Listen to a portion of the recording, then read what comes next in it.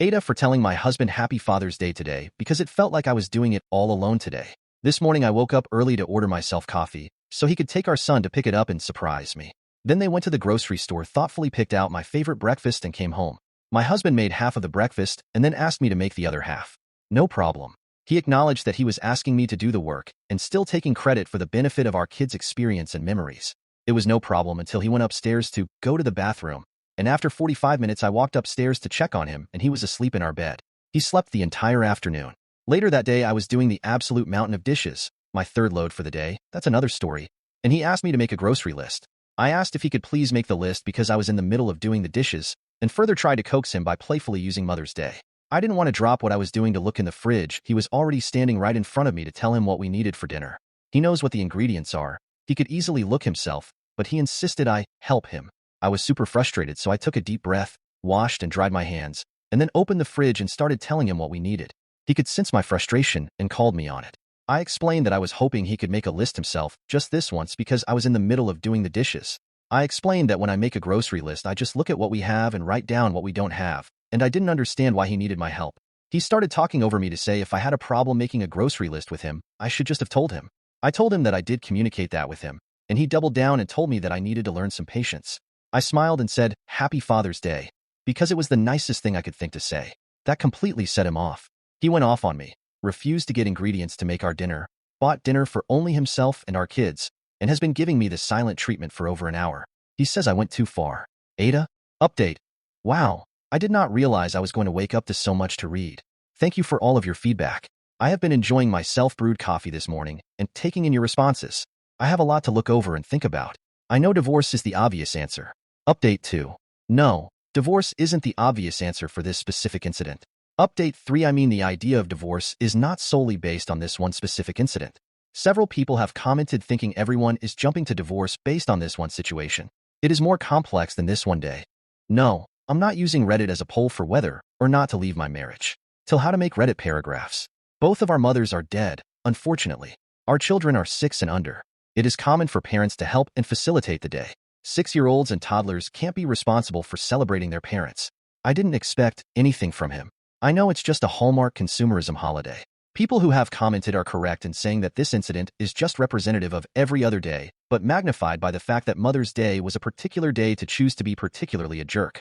I felt like maybe I was TA for making the petty comment. I am indeed, and sometimes I have trouble picking up on if I did something wrong that I maybe didn't realize was wrong to say or do. I appreciate all of the anecdotes of your strength and ability to move forward after leaving an exhausting marriage.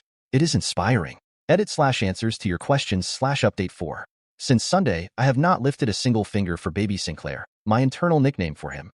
Unless it directly impacts our kids, every time he requests my help or to do something for him that he can do himself, I just use my absolute sweetest voice to let him know he doesn't need my help and I believe in his ability to complete the task himself. Then I smile and walk away. The third time I did this, he said I was making him uneasy. I could not help but to LOL, which made him announce that he felt more uneasy.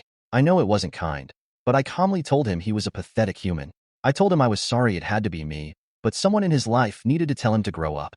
I told him I care about him and I love him, but I will not tolerate being treated with disrespect even one more day. He said I was abusive. The actual audacity. I spared the divorce conversation, for safety, and because I have said many times before I want to leave and financially it isn't possible right now. Side note. I tried to leave last year because he was making me feel unsafe and his behavior was erratic. I went to the emergency room in a mental breakdown and told them about the abuse, which they noted in detail on my file.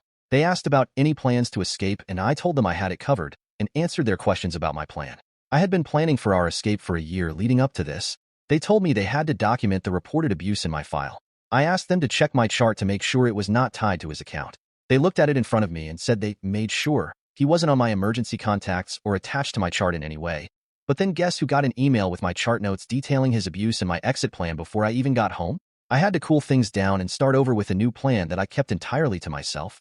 At this point though, he knew I had saved up money to leave, so most of my savings was depleted within a couple of months.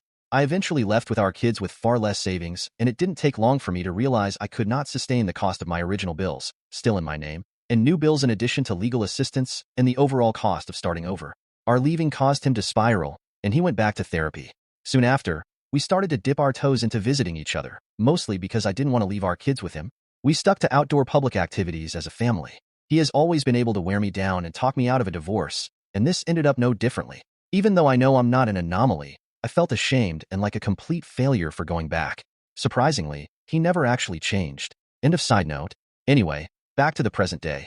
I began to gray rock to throw off his cycle of attempting to rope me back into the argument from the other day. I have calmly listened to him gush over his love for our family and how much he loves and appreciates me and thinks I am an amazing mom. He says he loves me, but all I hear in my head is his voice screaming, "Witch," at me. It all sounds so obviously disingenuous. I told him his words mean nothing while his behavior is the same. It's like saying waffles have legs. It sounds unbelievable, and if I don't see it with my own eyes, I'm not believing it. I told him regardless of whether in the end we stay together or not, we need to go back to therapy as a duo and separately. I told him he needs to take steps today to move forward with therapy and treating his mental health appropriately. He agreed, but no evidence of walking waffles yet. I am surprised at my ability to completely refuse to do anything he can do himself. I'm more surprised that he's doing the tasks himself. I have tried this before, and he ultimately bullies me into doing the task. Not this time.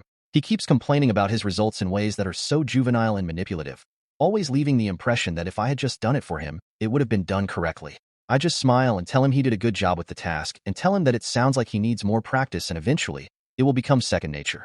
I am feeling his attempts to make me miserable, but it is rolling right off of me. At least for now. I cannot express enough how much I appreciate the support and validation here. I appreciate the married people who have shared what their day was like on Sunday and every day as a healthy couple. For those of you who have asked why I am taking to the internet with this in the first place, I have been isolated from my circle for so long that my relationships no longer exist. I have a limited family period and no family nearby. My mom is dead. My dad sucks. My siblings mostly suck. I have no friends. I work virtually and don't have friendships with my coworkers because we rarely socialize and have opportunities to bond. I don't have opportunities to interact with adults very often. Isn't that the beauty of the internet? Despite my logical brain, years of gaslighting along with my neurodivergence have made it sometimes feel impossible to trust my judgment. If you are offended by me posting this and have taken the time to voice your disgust for me in my post, I just want to let you know I have processed your complaints and directed them to the correct department.